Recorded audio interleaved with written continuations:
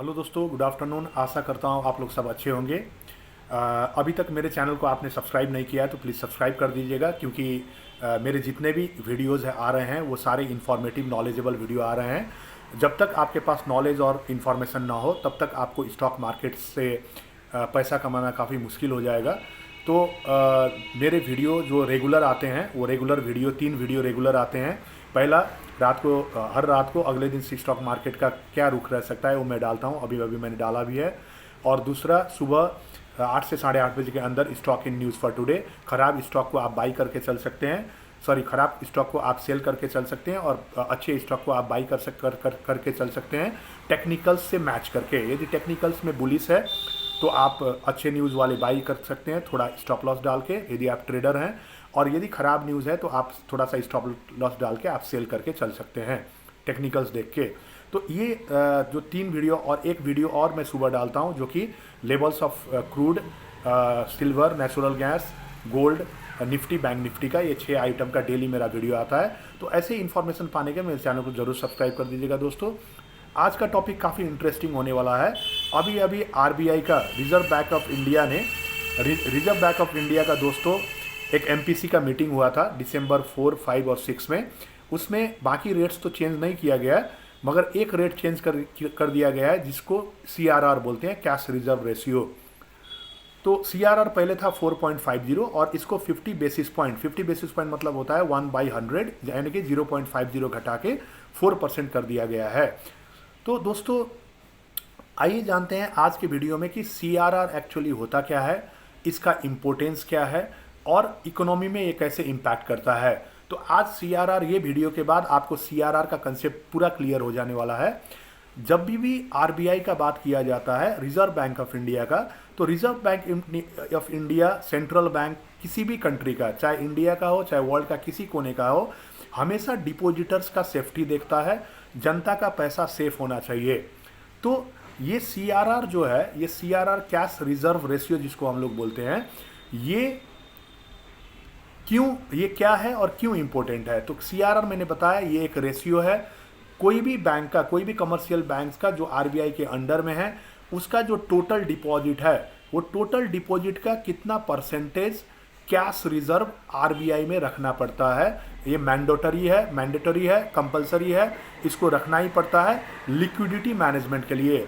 कभी कभार बैंक को यदि कैश का जरूरी पड़े, यदि बैंक को लिक्विडिटी मैनेज करना पड़े, तो वो फंड के अगेंस्ट में आरबीआई से वो क्लेम कर सकता है बैंक, और आरबीआई भी चेक करके, रिव्यू करके ही कोई भी फंड आदान प्रदान करती है बैंक से। तो दोस्तों cash reserve ratio is the ratio of reserve requirement divided by total deposit into 100। कितना रिजर्व रिक्वायरमेंट है, मान के चलिए 4% है, मान के चलिए रिजर्व रिक्वायरमेंट 1 करोड़ का है और टोटल डिपॉजिट 10 करोड़ का है, तो 10% हो गया। तो इस तरह से दोस्तों हम लोग कैलकुलेट कर सकते हैं सीआरआर। तो सीआरआर कुछ भी नहीं है, ये एक कैश रिजर्व है जो बैंक्स को मेंटेन करना पड़ता है कंपलसरी आरबीआई बैंक में, तो रिजर्व बैंक ऑफ इंडिया में। सॉरी, आरबीआई बैंक मैंने बोला, आरबीआई बैंक नहीं, आरबीआई मतलब होता है रिजर्व बैंक ऑफ इंडिया, जो रेगुलेटरी अथॉरिटी है बैंकर्स का। तो दोस्तों सीआरआर का कंसेप्ट आपको क्लियर हो गया होगा। अब सीआरआर जो कैश रखना पड़ता है बैंकों को, टोटल डिपॉजिट का सर्टेन परसेंटेज, जो कि अभी 4% है, पहले 4.5 था, इसको घटा के अभी मीटिंग में 4% कर दिया गया है।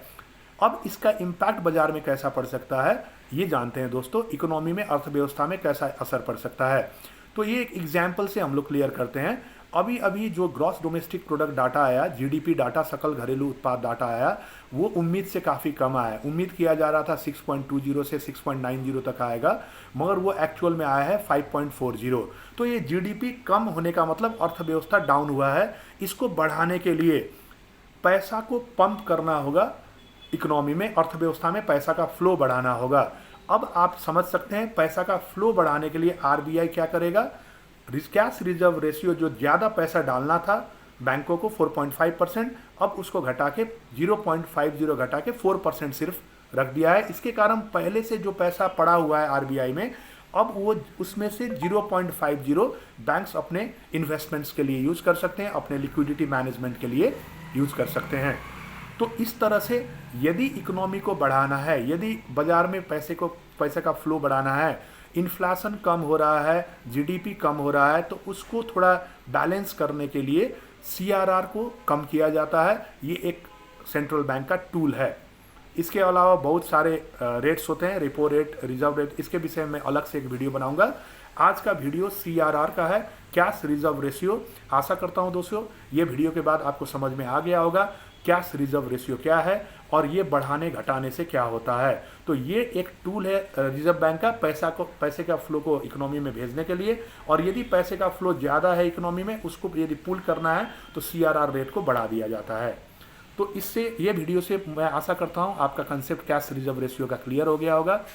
यदि वीडियो पसंद आया तो लाइक शेयर कर दीजिएगा और मेरे चैनल को जरूर सब्सक्राइब कर दीजिएगा। Thank you all of you, have a nice day.